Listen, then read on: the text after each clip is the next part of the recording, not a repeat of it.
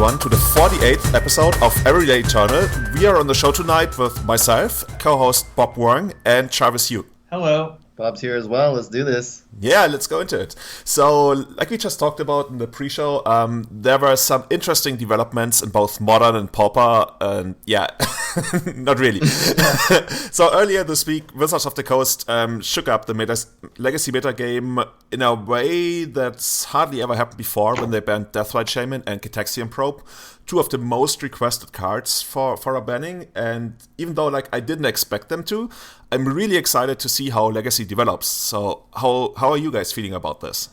Yeah, definitely same boat as you, Julian. We're most hardcore Legacy players were just kind of bored with the format. There were only a few good things to be doing, and it just had narrowed down considerably in the past few years. And like you said, I think this is probably one of the biggest announcements possibly ever, because I was counting maybe 50 to 60% of the metagame played either one or both of those cards. And, the best deck Grixis still ever played both. And it's just the other bannings Top and Cruise, it was a little bit more pinpointed. But these cards went into so many different decks, and it's going to be wide open again. What do you think, Jarvis? I think Deathrite in particular encouraged, the blue-black sort of base of good stuff decks. You saw that with Sultai, with Pile, with even Grixis Delver was a good stuff deck. So the homogenization, people were getting bored of that. So I think this ban was probably good for format diversity.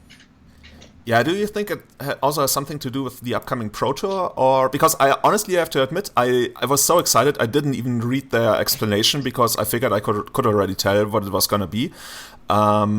People said with the Splinter Twin ban, that was something to shake up the format. Or do you actually believe that Wizards also got fed up with the format? Because people tell me that the Wizards employees at Seattle, they actually show up to Legacy events up there quite often. So maybe they're feeling the same. I actually have a large wealth of experience with this, given that I would have played the Pro Tour where Splinter Twin was legal if I could have played it.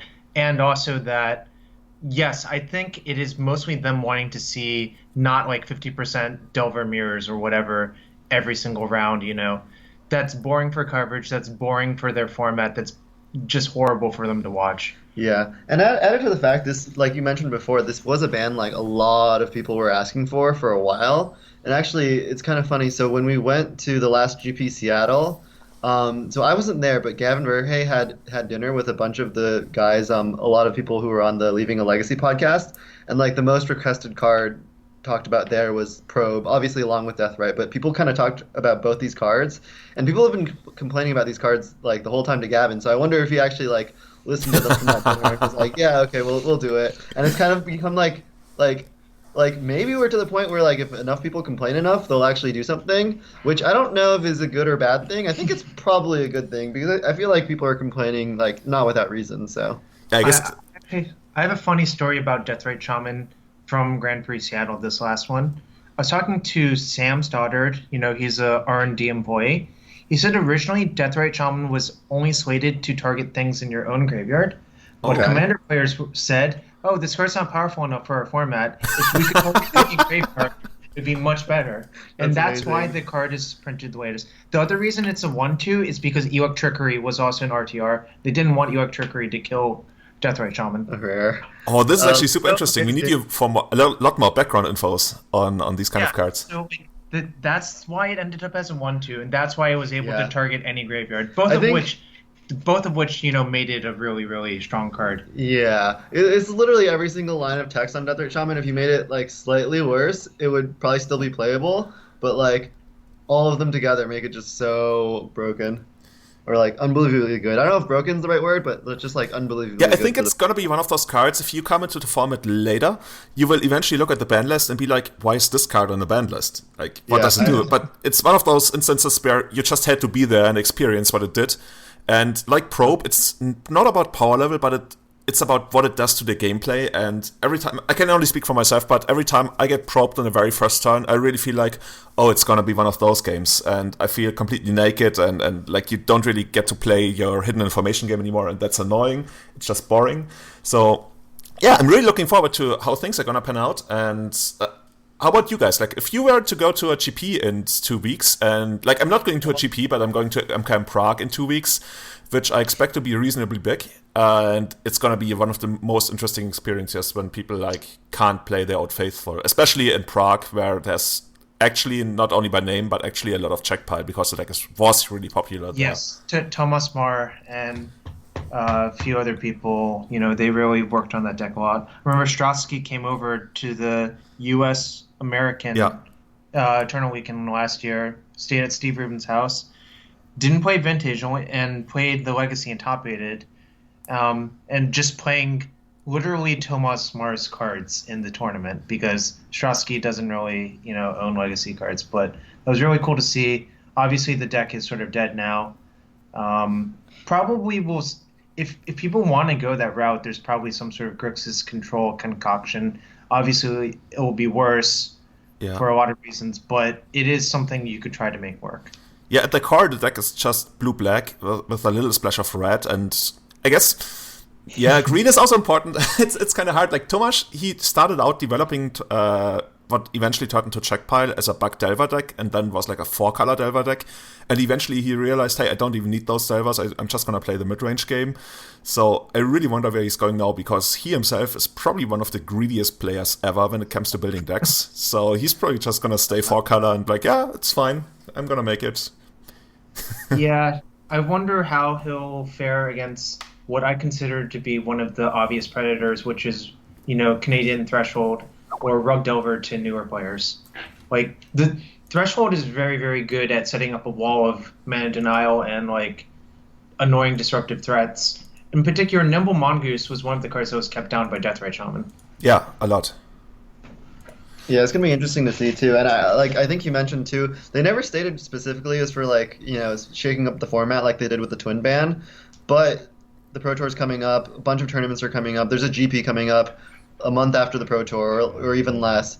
So I don't know. I think it's gonna be like super exciting to see people like play new decks or even go back to old decks and like see how they do now. Like I don't know, Jarvis. So we were also discussing earlier, what do you think the best deck's going to be? And Jarvis' first guess was going to be Rug Delver. My first guess is probably Miracles. So yeah, we can talk about that. What do you guys think? Yeah, in a way it feels that we've been slowly going back to what Legacy was like in early 2012 with the most recent bans, which to me was like right before GP Ghent, where we had this trifecta of Canadian Threshold, Maverick, and a deck I always keep forgetting about, Stoneblade, so Esper Stoneblade. And then Miracles came into the picture, and like Show and Tell was also playable, but it didn't have Griselbrand yet. It did have Emrakul, so it was like a deck that you could beat with like especially Maverick-style strategies, but wouldn't always, so it felt like fair. But now that Miracles is as good as it is now, and I think back then people weren't just constructing it correctly, but now they do, but they lost tops, so it might also be like on a reasonable power level. But I definitely think that Canadian Threshold and Miracles are going to be big decks. And I also really like watching good Canadian players playing against Miracles. So that's another shout out to, for example, Jonathan Alexander, who really perfected the art of playing Rug Delver against Miracles. So I'm also looking forward to seeing that. Other than that, I also really feel that Green-White Maverick could be a really good deck again. It's less important to, like, you could even splash for red for Punishing Fire like they did back then, or even black if you need Abrupt Decay. I'm not sure you're going to need Abrupt Decay as much as you used to. So it's just like, it's one of my favorite decks, and I really, really hope it makes a comeback. It also makes for interesting games against Rug Delver, but that deck is going to be big, and I couldn't be happier about that.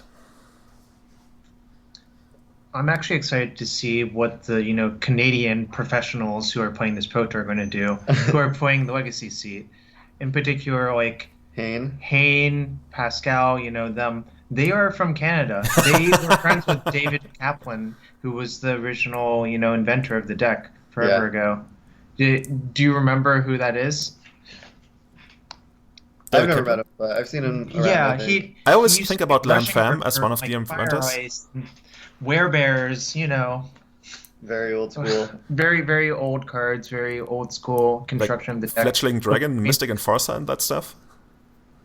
Mystic Enforcer was... That was like an earlier version of Threshold. That was Bant Threshold that had no Wastelands, and that was probably circa 2005, if I had to guess, at Grand Prix Philadelphia. Yeah, there was a Grand Prix in Lille in that year, and Mystic Enforcer, or actually Band Threshold went to, I think the finals even, might have been Helmut Sommersberger, I'm not sure. But those played meddling mages. Yeah, GP Lille 05, I think, is the one you're thinking of. Yeah, exactly. But that's quite far away. We got a lot of new cards ever since then, but yeah, any kind of threshold, if that makes a return, I'm gonna be so happy. So, Bob, what do you think about Grixis, Delver? It lost 8 key cards. Yeah, I mean, you can't build it the current way, and I think Young Pyromancer has lost a lot of its appeal when you still have like the Pyromancer therapy interaction, but I think that's more suited to a mid-range game than a aggressive Delver game now. Just because you don't have like the nuts like turn 2 Pyromancer double probe hands anymore. So I don't know. It's going to be interesting. I think some sort of Grixis might still make sense because a lot of the other cards are still good. But obviously it's going to be way worse. So I don't know. A couple cards I think maybe used to see play and might make a comeback. 2 I have on my mind. One that I think is definitely going to see a lot of play is Submerge, because I think all the green creature decks are going to be back in a big way, like Rug Delver, Maverick. I think Submerge is going to be huge. People used to play 4 in their like Rug Delver sideboards for the mirror. I remember. So, and it's also sometimes you can hit a Merit Lodge with that.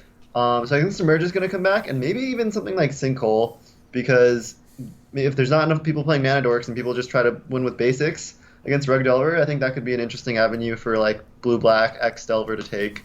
Stifles and Sinkholes, like going back really old school to the original Team America, that's how they built the deck, was just like really trying really hard to mana screw your opponent. Like 4 Sinkholes, 4 Stifles, 4 Wastelands. Yeah, exactly. Why not? 12 Stone Rains. Didn't they also play Tombstalker? Yeah, they did, but now you have Gurmag Angler, so you could probably just like, I don't know, run 4 Delvers, 4 Gurmags, and play all the land destruction cards. I was like brainstorming some lists with that. I think you still need Lightning Bolt in that kind of deck. So I don't know, like there's a lot of different ways you can go. Like that's what's so exciting. Yeah, and I guess we are about to see starting today, because I think the changes are live on Magic Online right now, and I'm definitely going to jump into that. They're live tomorrow. Oh, tomorrow? I was so hoping I could get a couple of games in tonight.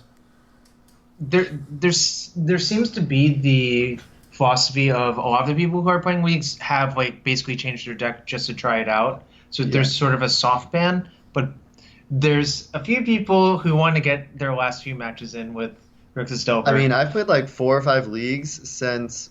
So it was announced on Monday. On Tuesday, I finished my league with Grixis Delver, and I assume some people were finishing their leagues. But since Wednesday, I played like 5 or 6 leagues, and I haven't played against a single banned card. So it's pretty much. Okay. Yeah. That's good, because I was jumping into the casual queue, the tournament practice queue, and I made a comment about no Death Shaman, no Probe. And I got a couple of weird decks. Some Academy Rector combo deck that never really worked out, but other than that, a ton of Death and Taxes, which also should get a lot better. Like, I played against, that's the most popular deck I've played against. Death and Taxes number 1, and then Rug Delver number 2 are the 2 decks I've played against the most. Obviously, this is very anecdotal, but I wouldn't be surprised if those are 2 of the most popular decks. And Death and Taxes is way better than before. Like before, everybody was playing like Kolaghan's Command and tons of sweepers. Now I don't think you can really fit Kolaghan's Command in any of the existing decks, and there's way less of a reason to play those sweepers too. So it's gonna be super interesting. So what do you think about combo in general, guys? Like both A&T Storm combo, but also Reanimator. So funny that you mentioned that. I think your Past in Flames are a lot safer now. So it's actually more of a Past in Flames combo deck than an Ad Nauseam deck now, if I had to guess. And plus the Past in Flames route is much better versus Rug Delver. So I would suspect that you see a lot of 2x, 2 main deck Past in Flames builds, maybe moving the Ad Nauseam to a sideboard. And I don't know, the deck just seems reasonably good to me.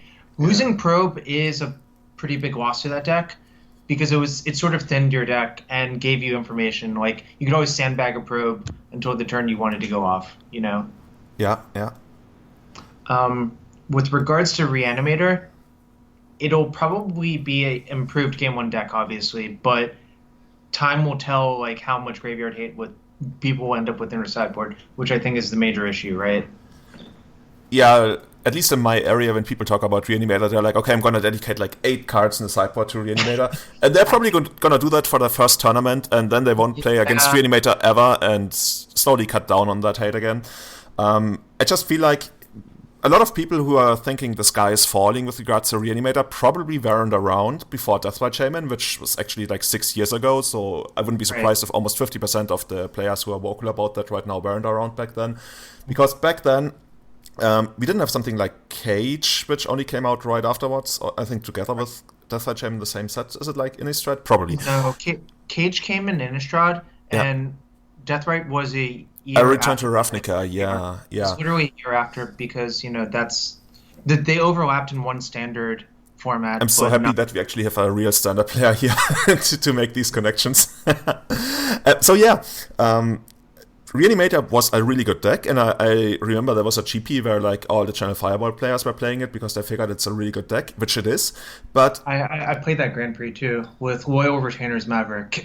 I love that deck too. Atlanta, right? Yeah. People were playing Caracas in the Reanimator decks just to kill other Caracases. Like, that was very Yeah, that was actually brilliant deck building by a lot of the people playing Reanimator. Just like, oh, you want to try to answer my Gristlebrand with Caracas? I'm just going to play my Caracas beforehand. It's also you never super get a good in the chance. mirror. Right. It Yeah. was also just insane in the mirror. That was just clever deck building. Yeah. So I believe that it's not going to be as big of a problem as it was back then, even though it's got a couple new duels, especially since Griselbrand was printed back then. If you could handle the threat that they put on the board, you were back to even, whereas now it's a bit more complicated, but I'm not that scared, and I think it's still a better trade-off to have those two cards gone than to like always live in the misery that was Legacy before the ban. So I can see Reanimator doing well. Do you guys think blue-black Reanimator is becoming more dominant again, or is it gonna stay with black-red Reanimator? That is a big question box to me as well. I think the trade-offs are Bubak is a slower deck, but it's slightly more resilient. And the question is, do you need that resiliency? Like, and also, how valuable is show and tell, like in game one or even post board? Like, those are the big question marks for blue black versus red black for me.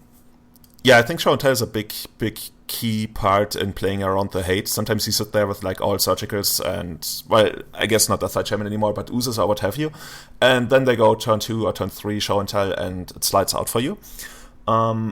I believe one of the biggest draws towards Black-Red Reanimator has also been how cheap it is to actually build. Like, compared to the other Legacy decks, I think that was a big reason why people gravitated towards that deck. Whereas the original Blue-Black Reanimator used to be pretty expensive with the Seas, and I guess Force isn't even all that much of an expensive card anymore, but it certainly was back then, compared to the other decks.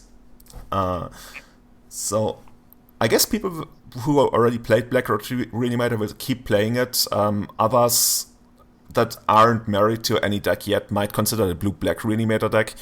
So guys, what would you play? Seriously, if there was a GP this weekend and you had to play something, what would you go for? I would just tune my Rug Delver deck to win mirrors and versus Death and Taxes and Miracles. Wow, you would play Rug Delver, dang. Yeah, I think it is one of the most like proven decks for sure, and maybe I should try it out. I just like, to me the deck feels like, I think maybe Julian, you made this comment, like whenever someone plays Rug Delver, it's like, oh, 2012 called, you know? Like, it's just like a very old school deck that hasn't really got that many new printings. Like, it got True Name Nemesis, and like that's like pretty much the only impactful card that most people are playing that it got recently, and it's not even recent. It was like 5 years ago now.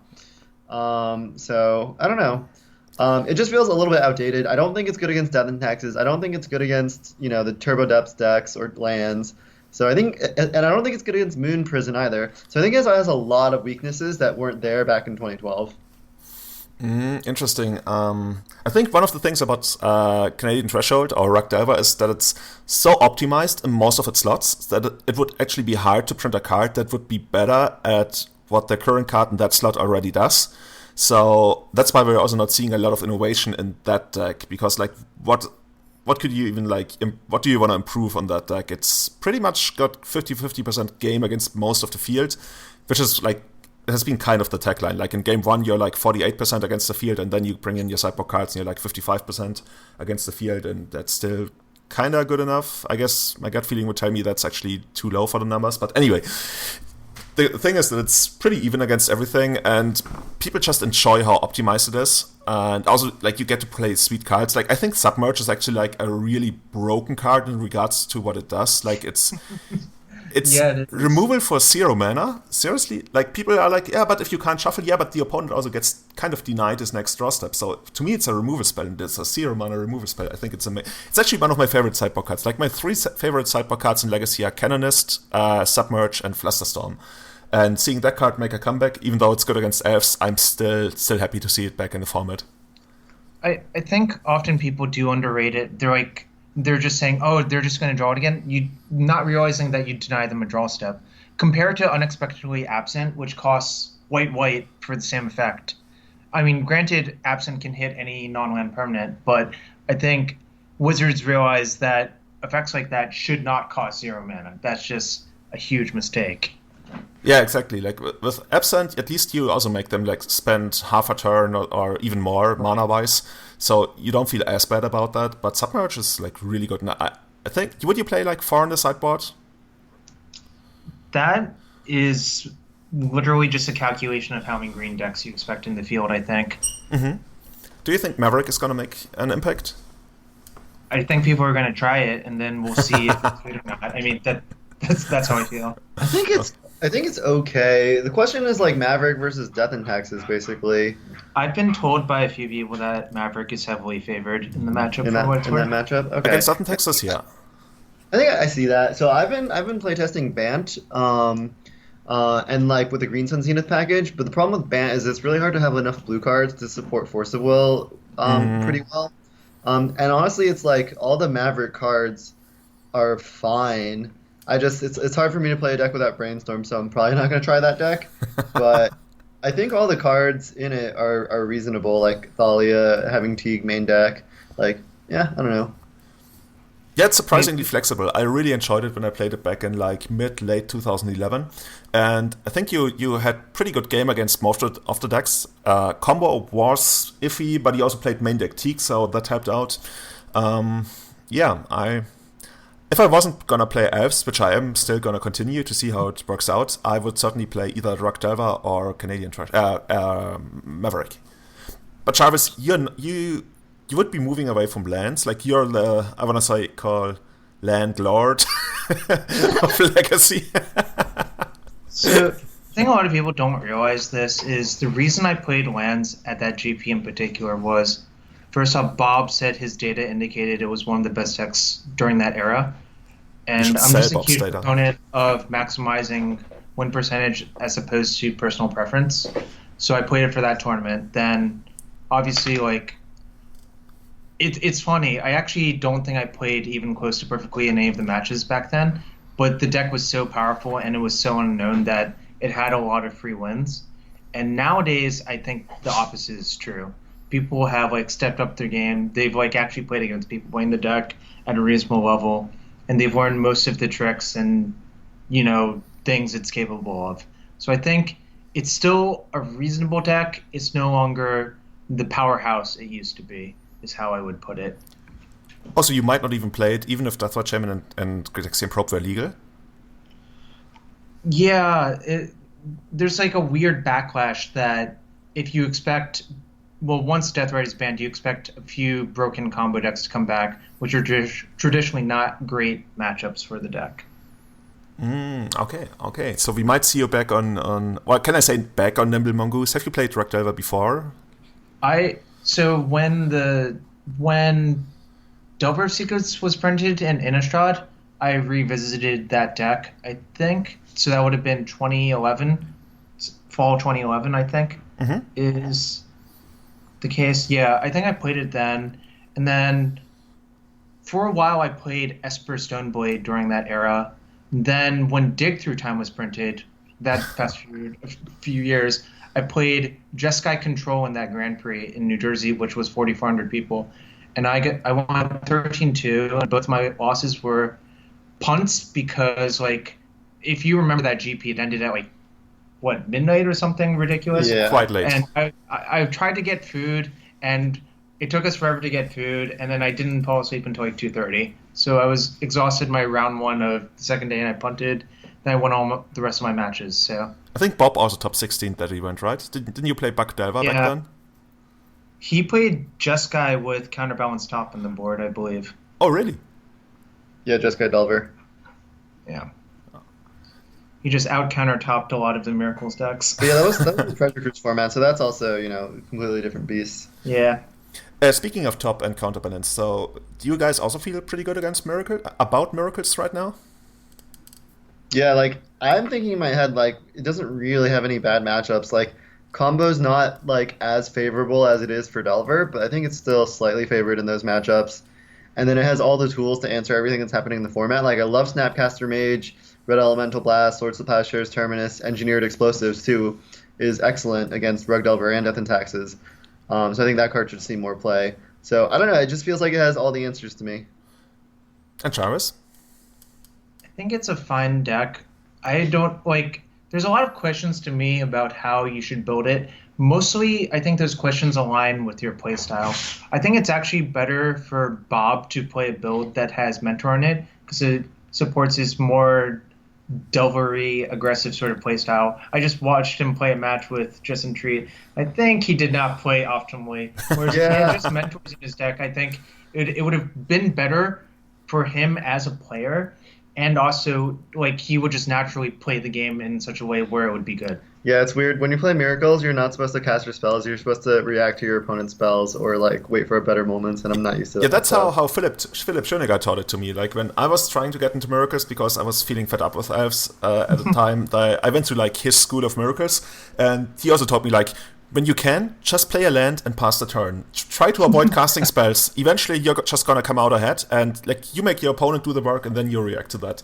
So that was actually quite a formative experience for me with regards to playing Miracles, and I think it actually improved my game a lot. And it's really sad that Philip isn't around anymore, but yeah, we lost him to the philosophies. Yeah, exactly. But what can you do? He went to China to become a monastery mentor, and then eventually, yeah. Yeah, he sure did.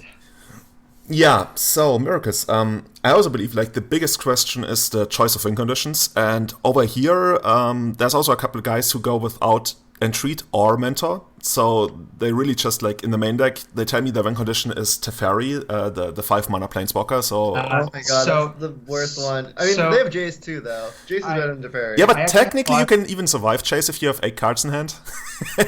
But then eventually you're probably just gonna die to Snapcaster. I have a lot of opinions about that, and they mostly come from me having watched the blue-white standard deck ad nauseum, wondering why Teferi let it target itself. I mean, honestly, they didn't think of that. There's no way. I think they probably did not think of that during development, which is, a slight oversight, but ended up being one that allowed the construction of no win-con blue-white in standard. Honestly, I think that's probably fine for game ones, but when you invest 5 mana in a post-board game just to get power blasted is way less fine. Yeah, to me, it's also never really convinced me. It just feels and why wouldn't you have at least one Entreat there to just close out the games, especially against decks like Death and Taxes, or if it ever comes back, even Goblins. People tell me, there's going to be so much Reanimator, there's going to be so much Goblins at MKM Prague, but I think that's not exactly how Legacy works. You don't just decide, hey, I play this deck now, which uses a lot of cards I've never played before. So I think it's going to be fine for a while in Miracles, but if people catch on to them being really light on win conditions, they will abuse that quite a bit. So I always felt really good about Entreat the Angels just because it's so good against the mid-range decks, which might come back. I'm even wondering, is Shardless going to make a comeback? I think you will not see Shardless, The reason I don't think you'll see it is that it had a lot of problems, and its biggest problem was its inherent clunkiness, even with Deathrite Shaman. Yeah, true. So I really can't see it without Deathrite. I mean, you could play Birds of Paradise, but that is a much worse card for, 1,000 reasons, obviously. Maybe not Shardless Bug, but maybe Shardless Bant. You play Noble Hierarch, Stoneforge Mystic. Not excited. Thopter Sword. Oh, that was the deck I played, actually. It had Ancestral Vision, Shardless Agent, Stoneforge Mystic, and the Thopter Sword combo. So that sounds super clunky. That sounds like it's gonna lose big time to Canadian. Yeah, Rogue wasn't as big at the time. Bug was the main deck, and it was definitely good against Bug Yeah. when I tested the Bant list. But I don't know, a lot's changed. Something else that people bring up every now and then is to make. Oh, Whoa, sorry, what's that's that? my dog. Oh, okay. All right, I'm gonna be right back. Okay, sure. Dog is losing it. It sounded like you had some hidden prisoner somewhere in a back room, and he was trying to escape. Oh, it's just Bob's dog named Tully. I suppose you can edit this part out later. I think viewers will like it, unless it takes him like 2 minutes or something. Is he taking him for a walk or something? Bob just walked outside. He'll probably be right back. But Okay. I actually do have a bunch of thoughts about Goblins. Yeah, I think go ahead. Goblins has not aged well, and one of the major reasons I think Goblins has not aged well is that it's hard for it to gain a lot of new cards. I think Chain Roller may be good, but the problem is if you play a deck with 4 Rashad Port and 4 Wasteland, it's really hard to cast Goblin Chain Roller in a deck like that. Yeah, I think if it ever comes down, it will probably be off while, and that's already like not that easy for them to do. Also, our Goblin players here, a lot of them either stopped playing Wastelands or Ports. Usually they first cut the Ports, and sometimes they even ended up cutting the Wastelands once they added 4 Caverns and stuff. And I think the really old school Goblins where you played like 24, sometimes 25 lands, and like all these off-color lands, not sure that actually has a spot in the metagame anymore. It just like it generates a lot of card advantage, but like if it's just gonna be like a bunch of 1/1s and yeah, basically 1/1s. Grixis Diver did that a lot better, and right now I just don't see a really good spot for them. Even though I think they got a new card that destroys equipments, which were traditionally quite good against them. Yeah, I think that card is actually very, very good. It's going to replace Tuk Tuk Scrapper. The reason being is that you want to mention to our listeners what it does? What? I believe it's a 3 and a red 2/2 and has the ability that sacrifice a goblin, destroy target artifact. Yeah, so you get to destroy artifacts at instant speed, which can be very relevant. Yeah, and you can just sack like your Mog War Marshal, so like you don't have to pay its echo and kill their thing. I actually used to play quite a bit of goblins in like 2005 up to 2010 as well. You are correct that they used to play 24 lands, and that's because playing 4 Port, 4 Wasteland meant that your lands were basically trading for their lands all the time, so you could afford to play a higher land count. Yeah, so I think it's not gonna be really good anymore, but I think a lot of people who used to play the deck might just like pack it out again just because they feel so relieved that Deathrite Shaman is gone. At least that, that's the vibe that I get from our local community here in Munich, where we had a lot of like very dedicated Goblin players in the past who eventually moved away from the deck and explored other decks. But they are probably all going to be back on Goblins for MKM Prague. But overall, I don't think there's going to be this huge influx of Goblin players. I think it doesn't really work that easily in Legacy. Yeah, I don't think it works that easily. It's hard for newer players to go to a deck like that because it's such a different playstyle. I used to joke that Goblins was the best mid-range deck that no one knew was a mid-range deck. Because we had 4 Terminates that drew you a card, and you had 4 creatures that just made a bunch of chump blockers. I'm referring to Mogwar Marshal, not Siege Gang Commander. Even though obviously Siege Gang is insane at that. And it also had a combo kill in Skirk Prospector plus Sharpshooter if you wanted to play that route. Yeah, I remember when I got into Legacy, like 2005, I was so scared of Goblins, because to me it was like this super hyper-aggressive deck that went like turn 2, pile driver, turn 3, kill you, whatever. So when I played like a mid-range deck against it, that like I think should have been favored, can't really call it a deck, it was just random cards.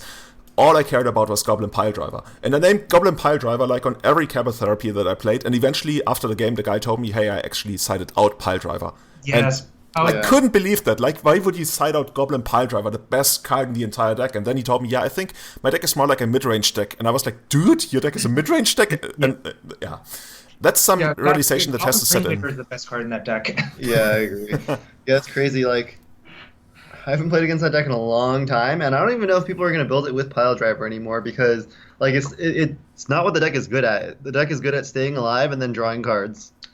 The last time I played that deck, all my Pile Drivers were in my sideboard. I would only side them in versus Merfolk and combo. Yeah, that makes sense, actually. I don't hate that. How about Merfolk, by the way? I actually played against Merfolk the other day when I was testing in quotation marks new legacy. Describe the deck as one sound. The best card in the Merfolk deck, I think, is True Name, and there are a lot of other decks that are just better at using True Name. So I played Bant against Merfolk, and his Lords pumped me, so that was nice. That is always a nice one. I hope it makes a comeback. I don't know, I always liked the games where Maverick was involved. To a certain degree, maybe it's going to be less interesting because now they have True Name Nemesis, and they might even play Phantasmal Image because it's good with True Name Nemesis. So maybe it turns into like this modern-like version of Merfolk where you just jam a lot of Lords, even though you can't run True Name in Modern. Whereas in the past, it had cards like Standstill and sometimes even main deck Echoing Truth, but all of that sounds so mediocre compared to what Legacy is capable of now. And speaking of, what do you think about Standstill? Like, is Standstill a card that we could see a lot more, like in the shell of, I don't even know, like blue-red Standstill control decks, or even the 3-color bug control decks? Like, Channel Fireball used to play that with 4 Deeds and 4 Standstills. No, I remember the GP that Paulo top-8'd. Yeah, that was the one. With Bug Standstill. Actually beat Wilson Hunter in the top 8 of that GP. Little known fact. The legacy historian, Jarvis Yu. Yeah. The thing about those decks is I think Legacy has gotten so much faster that Standstill's not a reliable card draw engine that I don't think it's great, but obviously now and then someone's going to do well with it. And really, it has a lot to do with the fact that if your creature lands go unassailed by like opposing wastelands or whatever, then I think your deck is better. But barring that, I think there's a lot of issues. Like, I don't ever. If you've ever played Standstill versus like an Aether Vial deck and they lead with Aether Vial and you're just looking at the Standstills, you're just like, God, why me? Why now? What? I chose to do this to myself. Also, how do you think it matches up against Miracles? I think in general Standstill is favored versus Miracles, but that's like one of the main reasons to play it. The spell snares are good. The like sitting there doing nothing until you play a creature land and a Standstill is good. And like they don't have any ways to like wasteland your creature lands, so it's just great for you. Are you talking about like all variants of Standstill, or blue-white, blue-black, blue-red? I was just talking in the aggregate. But I think in general, Standstill, like as an overall strategy, is probably good versus blue-white Miracles or blue-white-red Miracles. I guess it's going to be especially good if you run red blasts in the sideboard, because then the moment they break the Standstill, there's usually this huge counter war and somebody's going to come out ahead. And if you get access to cheap hard counters for important stuff, that should be good. I guess Flusterstorm is similar, but then you got to start out with like a hard counter to eventually win the counter war. Mm-hmm. Right. Actually, I feel like Landstill could be a deck again. I don't see why not. Like now that Eternal Dragon has been freed from Deathwatch Shaman. I don't know. If you ever played Standstill versus like Death and Taxes, it is a horrible experience. Oh yeah. Like, well, basically you can't beat Vile, I guess. Cavern of Souls is actually a huge problem too. Uh-huh. Yeah, even if they get turn 1 Mother, they can block your factory for quite a while until you get like 2 going. Mm-hmm. Death and Taxes is actually set up pretty well to beat the control decks. It just happens to be like Miracles is the control deck that has like the trump card of a 1-mana sweeper. But like in general, Death and Taxes does very well against control decks. Yeah, I think it's the kind of deck that's built to feed on control decks, but also being good against creature decks. And ever since they got Recruiter, like they literally just if they have Vial on 3 and then they have Recruiter, they get a Flicker Wisp. They just make unending numbers of guys. It's just like so hard to deal with. Yeah, if you watch, for example, Mark Barra play, he also like plays in a way that he really tries to exercise the card advantage engine that is Recruiter plus Flicker Wisp. And there's so many recruiters who just get additional recruiters, and it's glorious to watch. And I really hope that Mark is gonna go back to streaming and playing Death and Taxes, because I always enjoyed that. Yeah. Yes. The slowest Squadron Hawk is the way I put it. Mm-hmm. Okay, so Julian, here's a question for you. How do you feel about Elves? Like you're not sure because it depends on the fair decks and the combo decks that rise to the top. But then I saw the very first build you had, and you cut Natural Order. So can you talk about that? And can you also talk about like the other Elves that you played that you weren't playing before? Like I think I like Azuri. Yeah, so Elves, obviously it lost a very important strategic and tactical tool in Deathrite Shaman, because in very many games you would just like machine gun out the opponent with crit and range at Deathrite Shaman. So in the absolute, you lost something, but I think in context, it's not that bad, because Grixis Diver was always like a matchup. It wasn't like horrible, but it's also not something you were thrilled to face. And Checkpile and the number of Leovolds you faced also, like, it was quite frustrating at times, in a way. So I think Death and Taxes is still a deck. Death and Taxes. Elves is still a deck. And whether it's like, it's probably not as good anymore in context as it used to be, but I could be wrong, because if you see a lot more Death and Taxes and like fair mid-range creature strategies, Elves usually like goes over them with their card advantage engine. I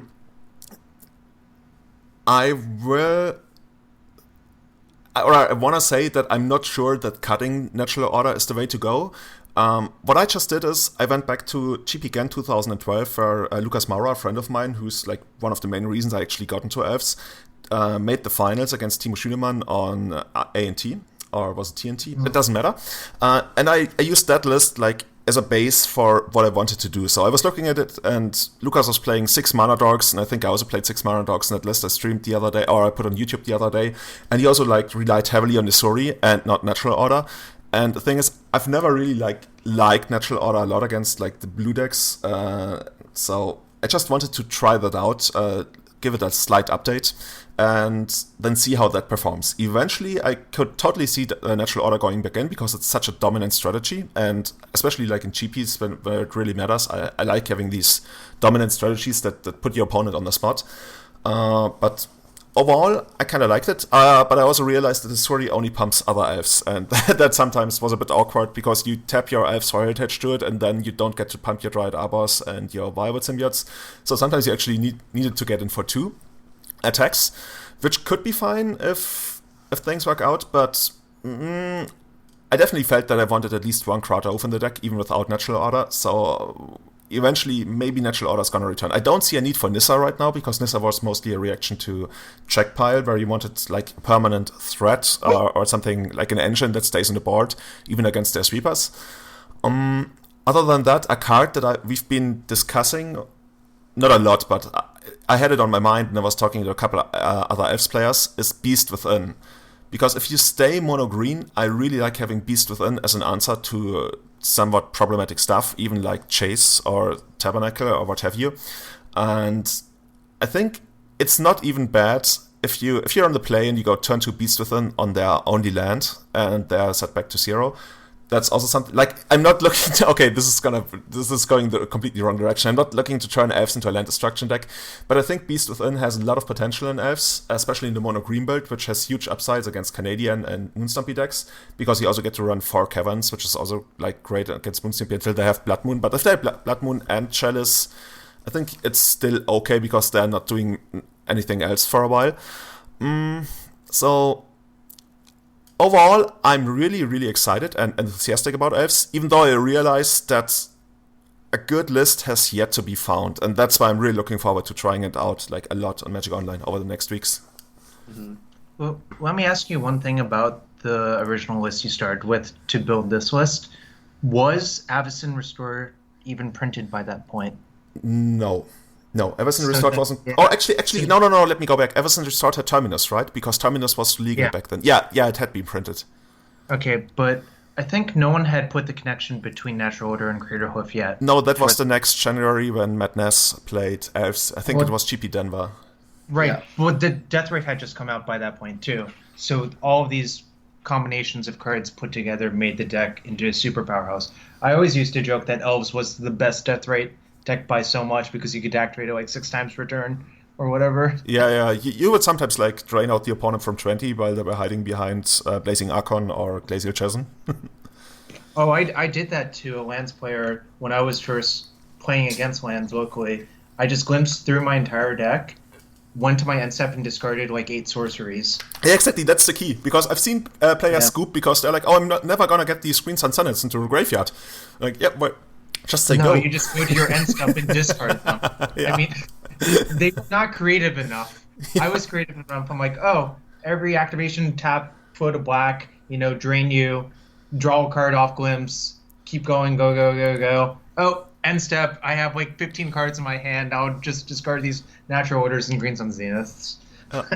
Easy. So yeah, it back then it was more like, I think it would even be generous to call it a tier 2 strategy at the time, because it really wasn't on the forefront of most people's minds. I think it was better than people gave it credit for. So that's basically the reason why I went into the deck in the first place. I thought it was like playable, but I didn't really want to play a lot of Legacy anymore because I had like picked up a new job and stuff. Mm-hmm. But then things snowballed in the other direction because the deck was so good, and then we got like the legendary rule chains that made Cradle a lot better as well. Yeah. So I'm curious how that's gonna develop, but I do see Krota back in the deck. I'm pretty sure about that. Isuri is cool for the mid-range things because it's much easier to cast and just like get it down turn 3 and threaten to be lethal on the next turn. And it also has some value with the regeneration ability, but... Yeah, sometimes you get people, but honestly, they should look at the board and not throw the removal spell anywhere except the Isuri. Yeah. It was also quite awkward against Death in Texas, where they could Caracas it. So basically, you had to play it for 3 and then activate it, and at that point, you already had invested 8 mana anyways. Yeah, no. I think you'll end up playing like at least 1 natural order, if not 2, and 1 Crater Hoof at least. Yeah, 1 Crater Hoof should definitely be in, especially also if you end up playing crop rotation. Your Green Sun Sonnets sometimes also just turn into natural orders because you're going to have so much mana. Right. I'm just wondering whether I want a splash or not, because I really enjoy being mono green, but the deck can easily facilitate a splash, and I'm not sure which one that should be. It will probably depend a lot on what other decks we see, because it will also have a big influence on the sideboard. So without Deathrite in the deck, what are your colored sources? So you have like Fetchlands, Bayous, Birchlore Rangers. Yeah, how many Birchlores are you going to play though? Probably 2. At least that's what I've got on my list right now. But also, like, I want the list to be as proactive as possible right now until I figured things out. So the more, like, enablers for early combo turns I have, the better I feel. But if you run, like, 6 mana dorks like I do right now, you don't need to have 2 Birchlore Rangers. We will see. But if you run a splash, you'd probably run 2 Birchlore Rangers. Yeah, Birchlore can help you turn 2. Sometimes it depends a lot on what your hand looks like.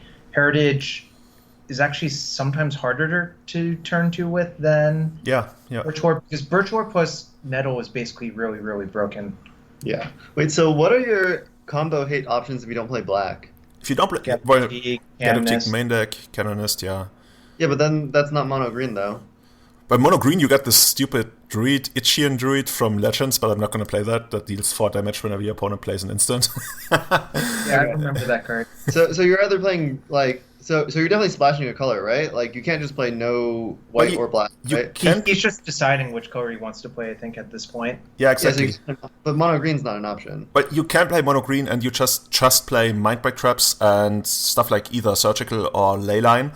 And I also had a Gadoptic in the main deck that you can cast off the 4 Caverns, the Birchlore Rangers, and also the one of Horizon Canopy that you can crop rotate for. So yeah, if you're not playing Natural Order, you definitely play Gadoptic, and honestly, you probably just play Gadoptic regardless. In the early days, just because people are going to be playing Storm, people are going to be playing Sneak and Show. The thing is about Gadoptic, I'm not that sold on it against Storm, because they usually, at least right now, they're going to change probably. They had so much spot removal in the sideboard. So Gadoptic wasn't as great as I wanted it to be. So it's much better in the main deck than the sideboard. So yeah. Good, cool thing to note. Leovold, Edric, and Gadoptic are all advisors, I believe. Oh, nice. Advisor tribal. Sorry, Edric, I think, is actually a rogue, but now that I think about it, it's an elf rogue, I think, because he's a spy master. He might be an advisor. I don't know. Let me check it out. But I know Leovold is definitely an advisor, and Gadoptic is an advisor. Comball's an advisor, right? Elf rogue, it is. Yeah. Yeah. It's unfortunate. Yeah, Leovold is an elf advisor. Yep. So okay, I was using backdoor. I mean, so that's the other thing. That's one of the cards that took a huge hit secretly is Leovold. It's kind of sad, but that card also has way too much rules text on it, frankly. And it also got this cocky kind of image, the artwork where he's like... was one of the... Yeah. Leovold, I was just going to say, Leovold's one of the most played creatures in Legacy. It was like in 15% of decks. And now, like, none of those decks are playable in their old form. So it's going to be super interesting because the power level's there. But the problem with it is it's a 3-drop. So, like, I'm really curious what people do. Like, you could play it in, like, a Dark Pant shell, but then you would probably be playing Birds of Paradise. You could play it in a bug mid-range deck, but then again, those decks, they don't have an accelerator, so I don't know. Maybe you don't need an accelerator. Maybe you can still survive off things like, I don't know, Fatal Push, Snapcaster Mage, Engineered Explosives. But those decks are just going to be built completely differently too. So I don't know. I think there probably will still be a Leovold deck, but it's going to be way less than before.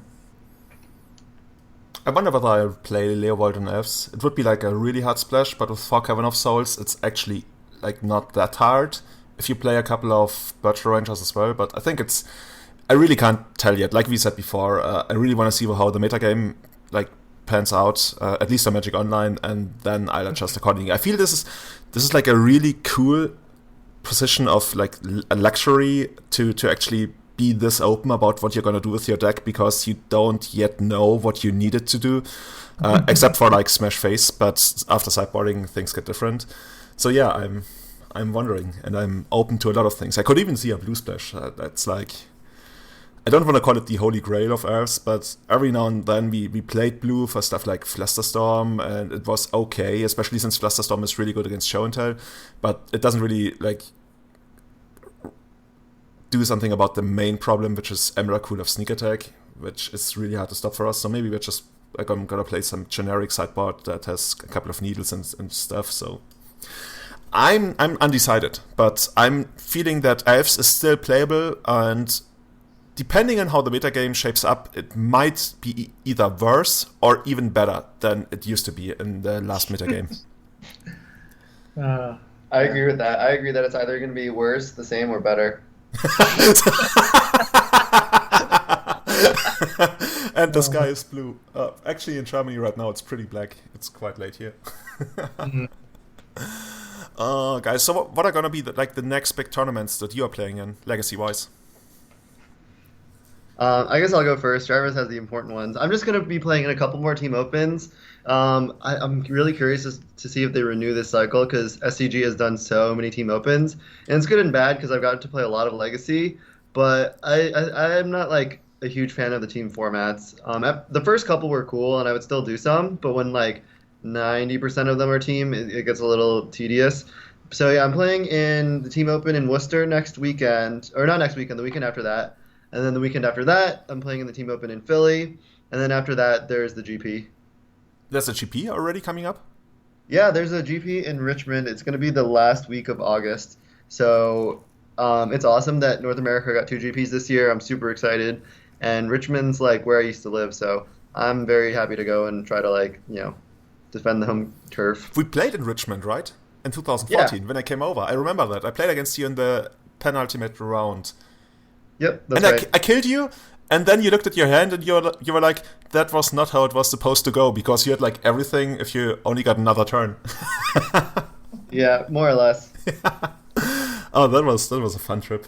I still have so many videos and images that I eventually want to like edit into a video. I used to think Jeskai Delver was like incredibly favored against Elves because you had all these 1-mana removal spells. Yeah, I hated playing against it. I don't know, like maybe I feel like it probably still was favored, but maybe it was closer than I thought. I'm not sure. Well, so, and Jarvis, you've got like the big tournaments coming up? Yeah, so I'm playing one of the SCG Opens that Bob listed, but I'm also playing the Pro Tour, which is why I'm not going to reveal everything. Oh, okay. Makes sense. What I've said on this podcast is what I believe, but I'm not going to go into specifics about decks that are maybe off the wall, that could be good. So watch Jarvis win the Pro Tour with Lance. Who are you teaming with? Ari Lax is probably playing Modern. It's actually me and Ari could switch at any point, is the thing. Like, who's your third? Mark Jacobson's going to play Standard no matter what. So it's actually harder for Mark, I think, than it is for us two, because this is the biggest standard format that's existed in a while. There are about 2,200 cards legal in the format. What? That's enormous if you're keeping track. Yeah. And the reason is there was supposed to be rotations for the standard, but then they changed their mind like multiple times. So there are more sets that are in standard than there were supposed to be by this point. Did you guys see that data that Wizards of the Coast actually published about the win percentage of different standard decks? I found that quite interesting. I wish we would get that more. I know that they don't like doing that, but I only saw the data, but I think they used it as a way to justify not banning Chain Whirler. Yeah, that's like a whole nother discussion about their data policy. Obviously, most players are like, come on, just do what Hearthstone does, right? They release everything, and you can look at everything, even like League of Legends. Yeah, I'm actually skeptical that data is good, because our testing showed that red was pretty good versus a lot of the green decks that they said were keep good. in mind that it also depends completely on like pros testing versus like random Magic Online.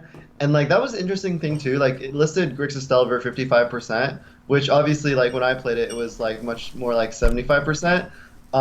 So like it's kind of interesting. Like maybe that's the delta of like when a deck is broken is if an average player is winning 55% of the time, that's like a little bit too high.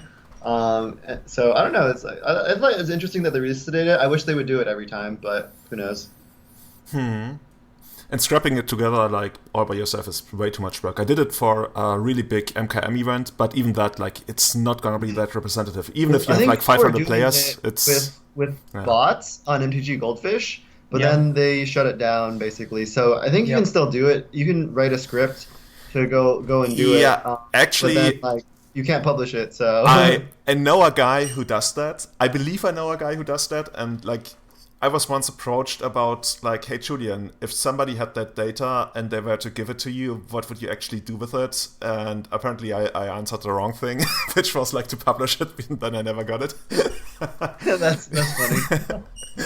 I said I would host it, like, on a server somewhere in the Congo or wherever, and then publish it. But, yeah, maybe that was the wrong answer. But maybe they were bullshitting me, but he seemed, like, pretty legit. Anyway. So yeah, is there anything else you guys want to add to New Legacy? To our podcast today? I'm excited to see how things go. So like, I think Prague is going to be the first big solo Legacy tournament, and that's in 2 weeks, right? Yeah, that's the 22nd of July. Okay, yep, cool. I'll be keeping an eye out for those results. Yeah, definitely. We should see if we can get on the deck lists again. I think I could actually arrange for that. I'm pretty sure I could. Because MKM usually only publishes the top 8, actually only. And I know them pretty well. I think I will talk to them to see whether I can get the deck list, because they should be happy to get like additional coverage and exposure. Because I was talking to them that they have to really, really milk this in their coverage, because a lot of people are actually going to turn towards it. So yeah, I really hope that we can get a lot of data out of that. How many people are they expecting for this one? For Prague, I think you could reasonably expect... So if it was Frankfurt, I would say easily 400 to 500. But since it's Prague, 200 to 300, like 300 is too much. It used to be 300 for Prague. People are really excited to play the format, so I think it might be higher than usual. Is there going to be an influx of people registering and showing up now that these bans have occurred? Yeah, but it's a bit short notice, because I realized in our local community a lot of people already made different plans because it's like summer and they're doing different things. Sure. So if it had been like a month and a half in advance or something, but I think we're gonna get something between 100 and 200. I hope it's more, and like I've seen more, and they even rented the GP venue, so they're not using the usual MKM Prague venue, which is smaller, so maybe they're expecting more people. That would be good. It would be really cool.